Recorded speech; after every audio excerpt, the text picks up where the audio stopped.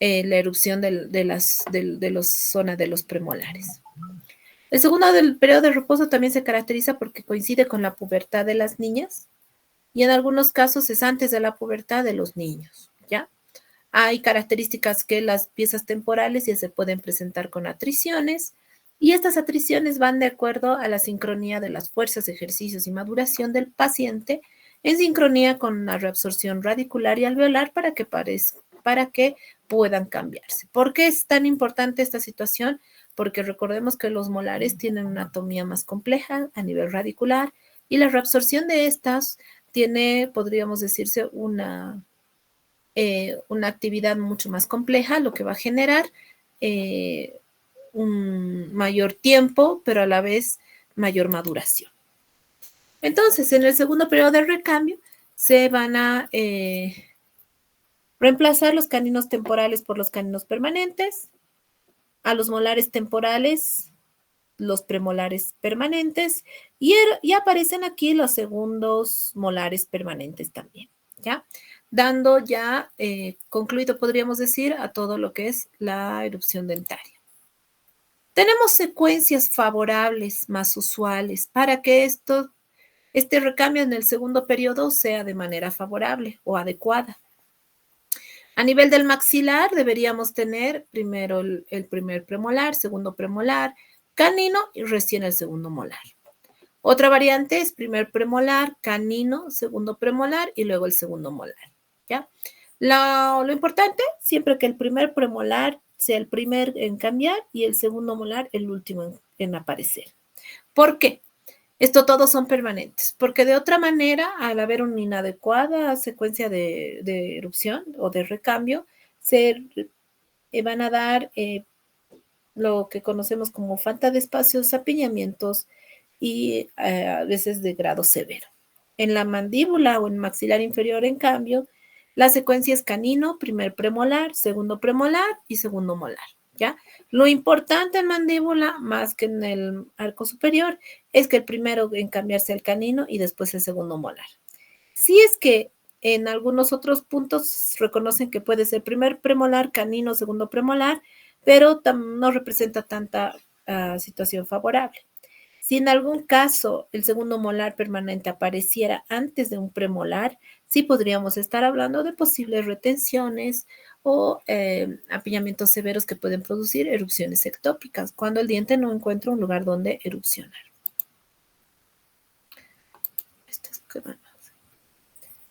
Ahora, acerca de la mineralización y la erupción, muchas veces se preguntan cuánto tiempo tardan, por qué tardan tanto en erupcionar o en aparecer por completo. Nosotros vamos a reconocer que la mineralización de una pieza dentaria es un proceso bastante complejo. Ustedes ya lo han visto en la odontogénesis.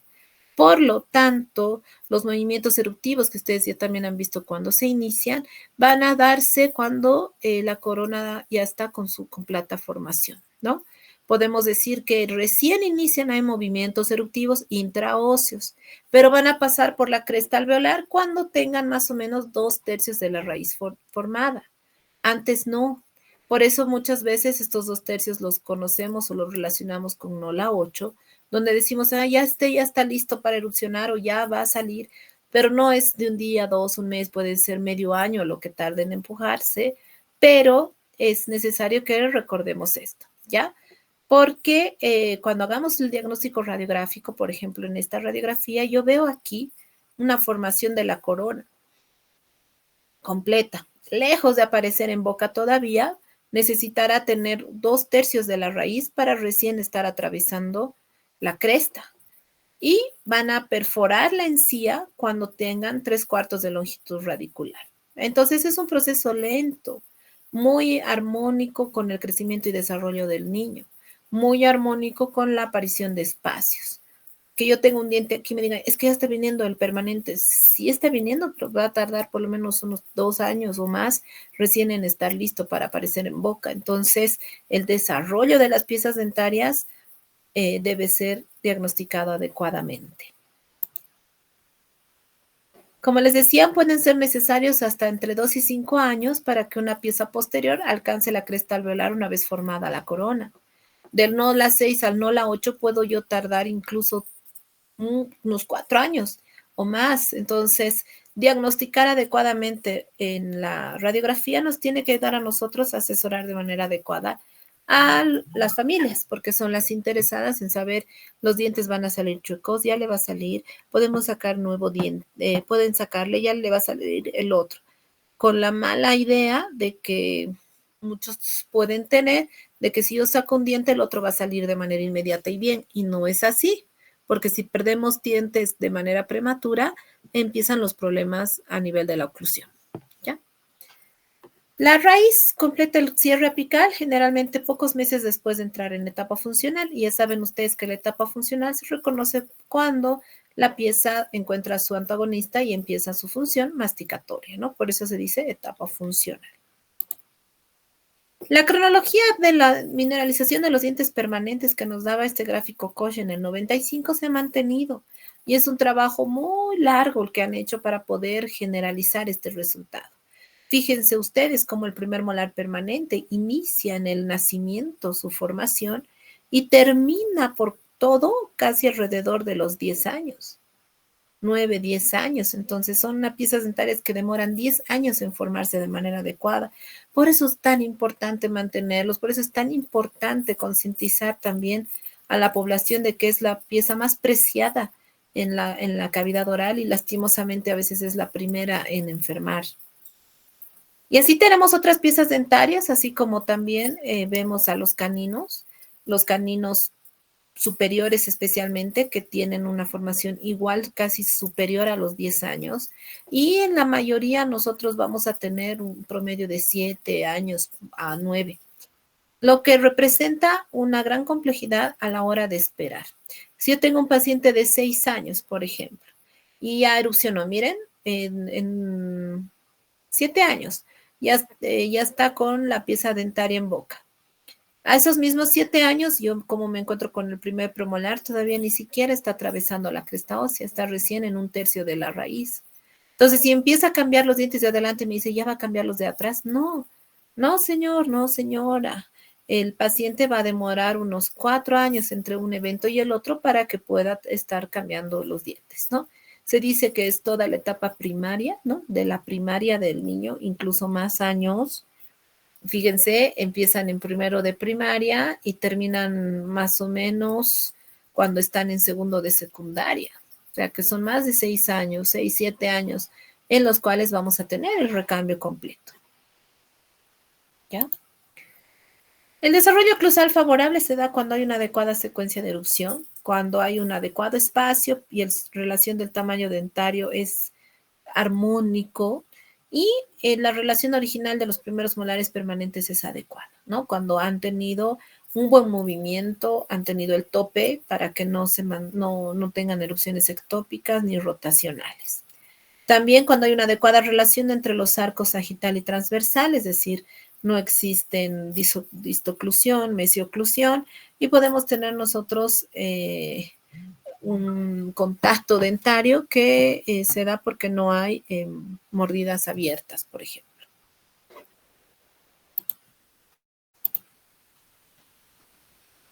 Me dan un segundo, voy a cambiar mi señal, un segundito.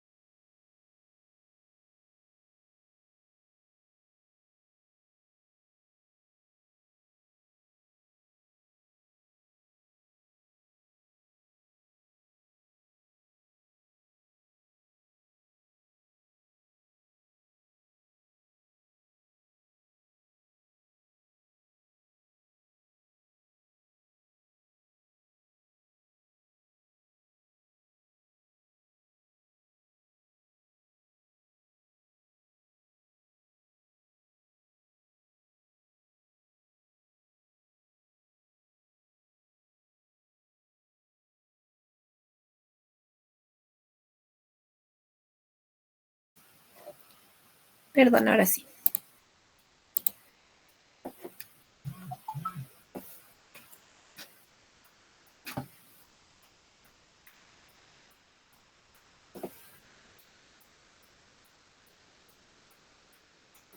Perdón, ya.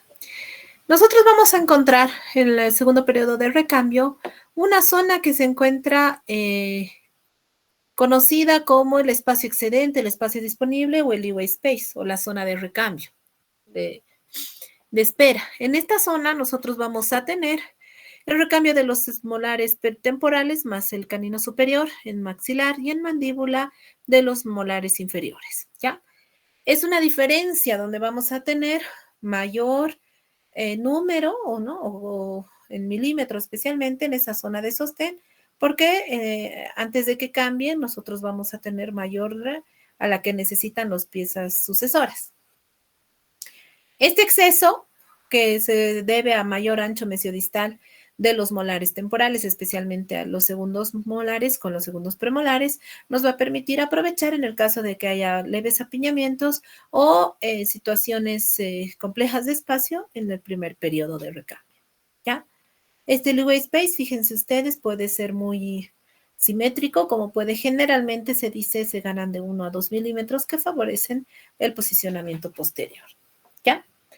Ahora, al ser una situación, no bajan en bloque los tres, sino baja primeramente por eso en adecuada secuencia. Debe bajar primero el primer premolar para mantener el espacio tanto a nivel mesial como a nivel distal, cosa de que cuando salga el segundo premolar se quede cierto diastema o cierto espacio aquí que vaya a compensar el espacio que necesita el canino, que es la pieza más ancha, podríamos decir, ¿no?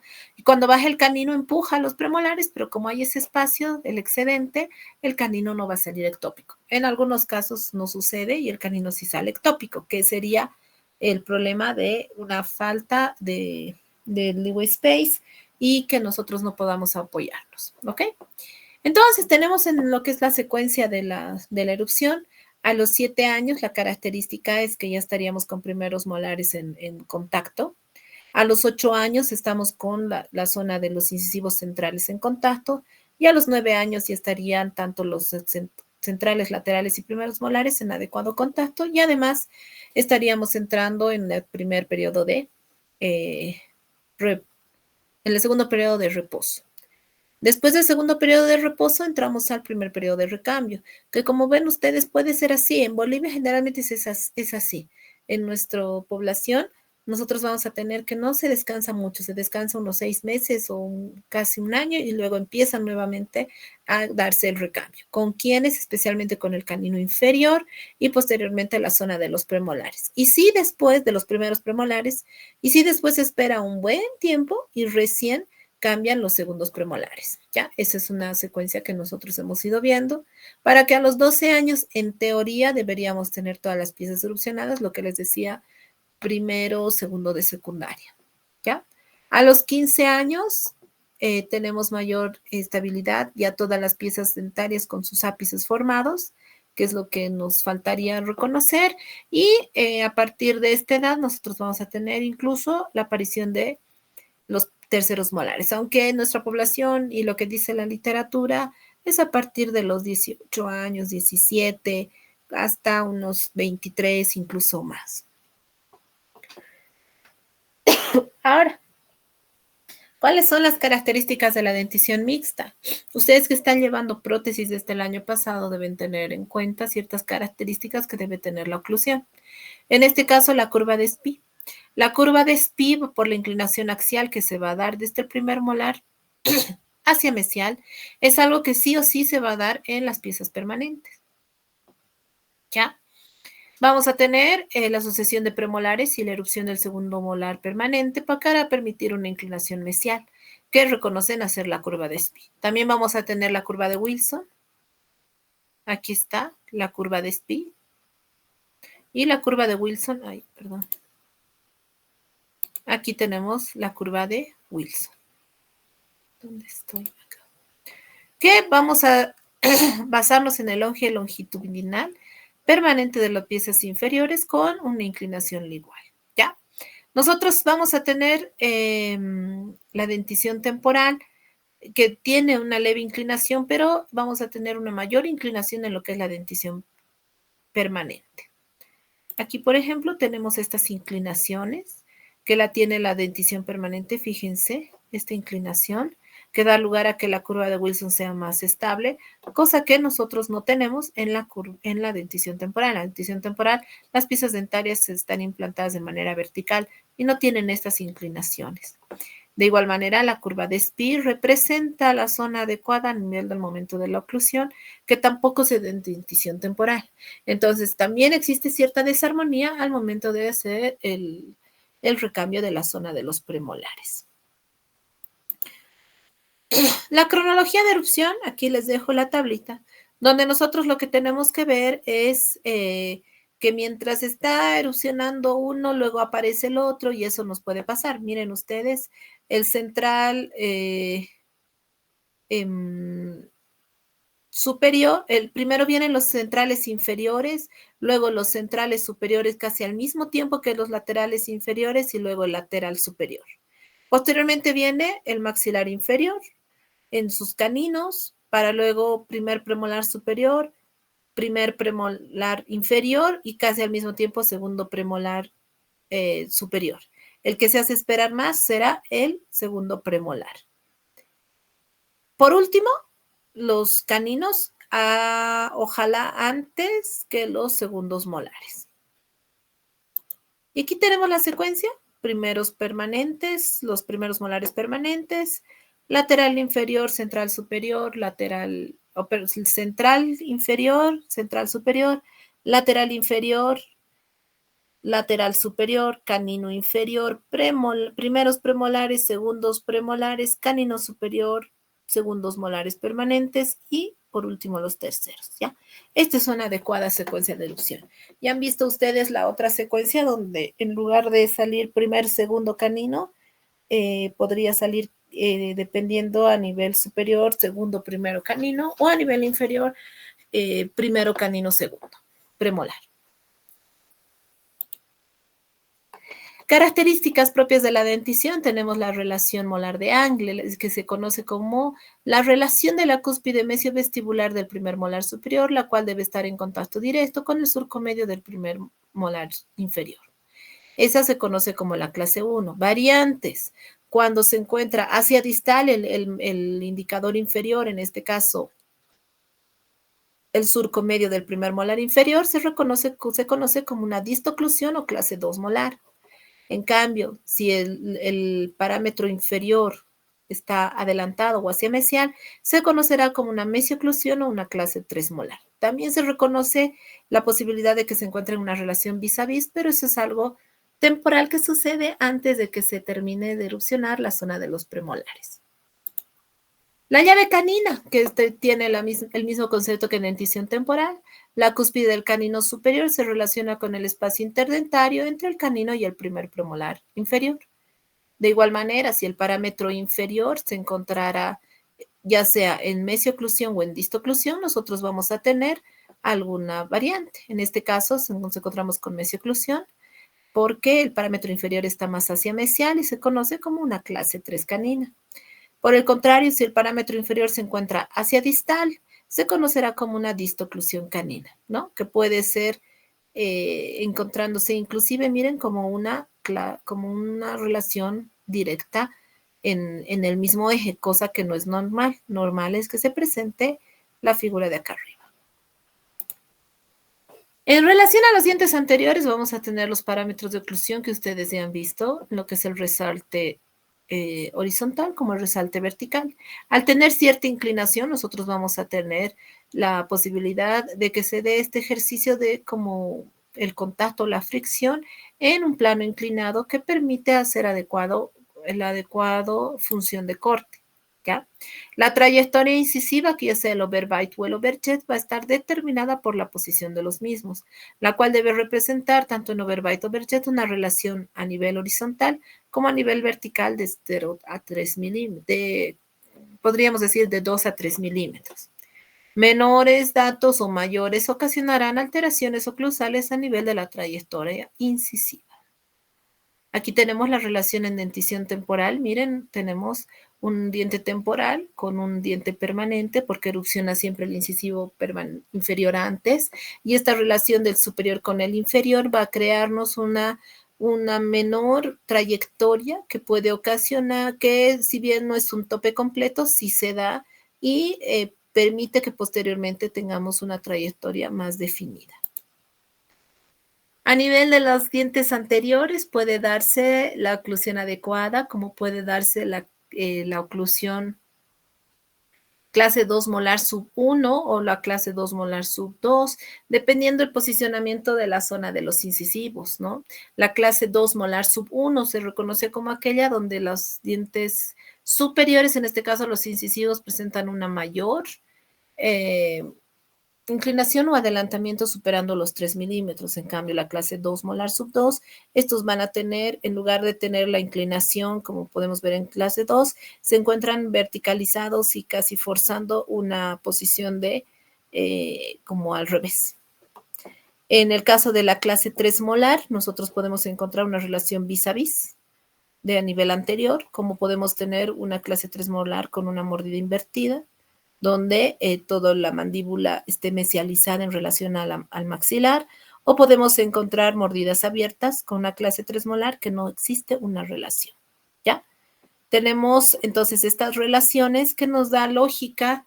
Cuando hay una clase 3 vamos a tener adelante una mordida invertida, una mordida vis a vis o incluso una mordida abierta. No podríamos tener una relación de fricción como en clase 3, clase 2, subdivisión 2. Y vamos a terminar, justo miren, tengo unos cuantos minutos, con lo que es un repaso de lo que es la tabla de maduración de dientes permanentes, importante para el desarrollo de la clínica, para que estén ustedes recordando, porque también sabemos que esto ya conocen ustedes de lo que es radiología.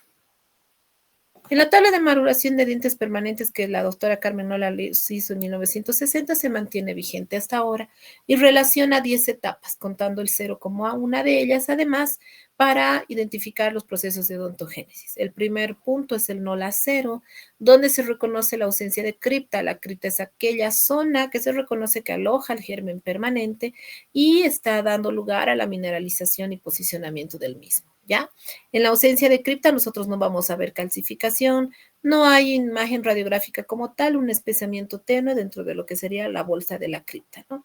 Aquí vamos a tener representado en esquema la definición y aquí la radiografía con la imagen que nos representa el desarrollo dentario. No la 1 en el esquema, que representará, dependiendo la pieza dentaria, es la presencia de cripta, donde se observará una zona circular radiopaca que está encerrando una zona radiolúcida. Fíjense ustedes, una zona que va a encerrar una zona radiolúcida. No la 1, aquí está. La zona circular radiopaca es el capuchón dentario. Ahí se ve bien. Estamos luego en NOLA 2, donde vamos a tener ya el inicio de la calcificación. Dentro de la cripta, que es esta, vamos a tener una imagen radiopaca que puede ser de forma circular o de media luna, que puede estar en una zona más superior de la cripta y que significa que empieza la mineralización de las cúspides. Puede encontrarse separadas o puede encontrarse unidas, dependiendo del momento en el que se analiza. En el caso que podemos ver aquí, se ven casi separadas dos zonas de mineralización. En el NOLA 3, nosotros vamos a tener ya de una manera rápida un tercio de la corona completa, la imagen radiopaca de mayor tamaño, mineralización avanzada de las cúspides que ya se encuentran fusionadas. En este caso estamos viendo la zona de un premolar. Luego tenemos, no se ve bien, es el NOLA 4, donde tenemos 2/3 de corona completa y ya se puede diferenciar lo que es el esmalte de la dentina, ¿ya? Es la imagen radiopaca, es de mayor tamaño que el estadio 3, 2/3 de corona que están completos, y se nota la zona de la dentina y el inicio de lo que sería la zona de la cámara pulpar.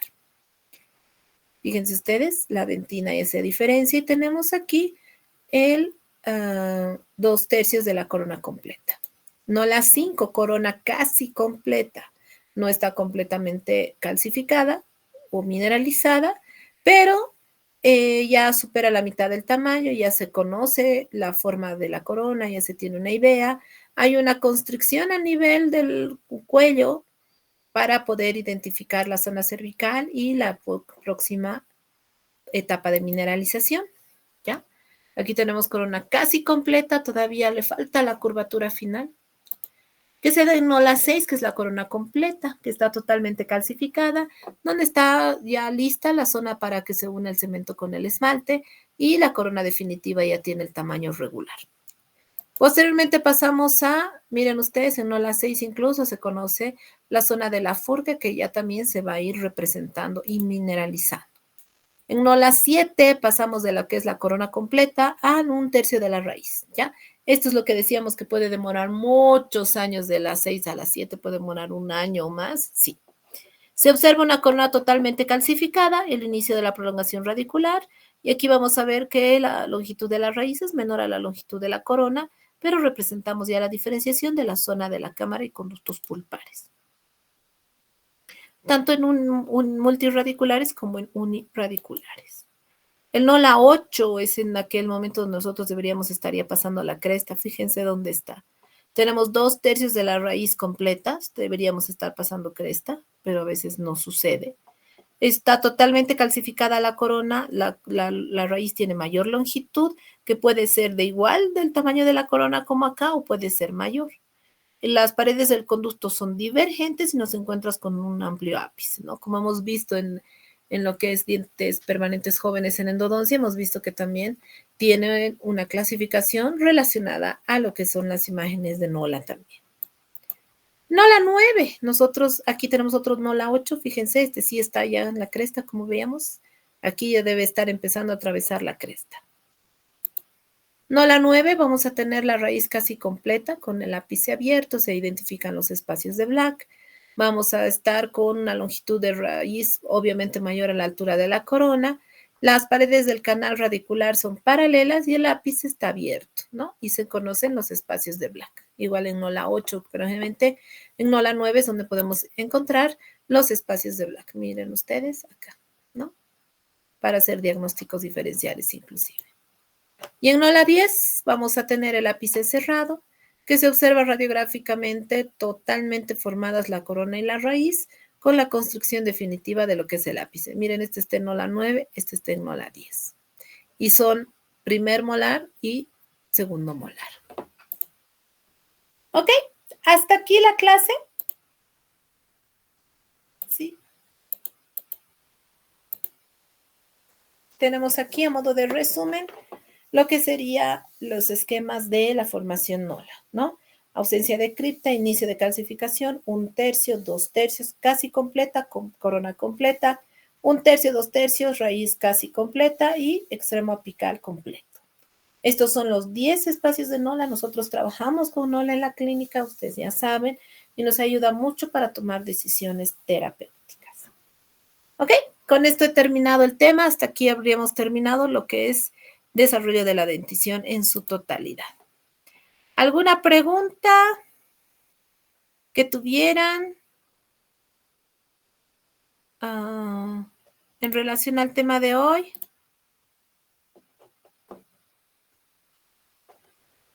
Hola.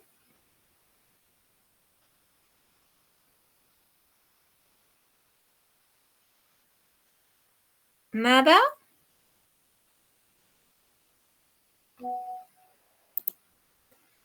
Bueno, entonces, si no tenemos preguntas, yo me despido. Que tengan muy buenas noches. La siguiente semana seguimos en las clases teóricas y estamos entrando, estamos desarrollando lo que es el segundo parcial. Tenemos el primer tema concluido. Que tengan muy buenas noches. Nos vemos la próxima semana entonces.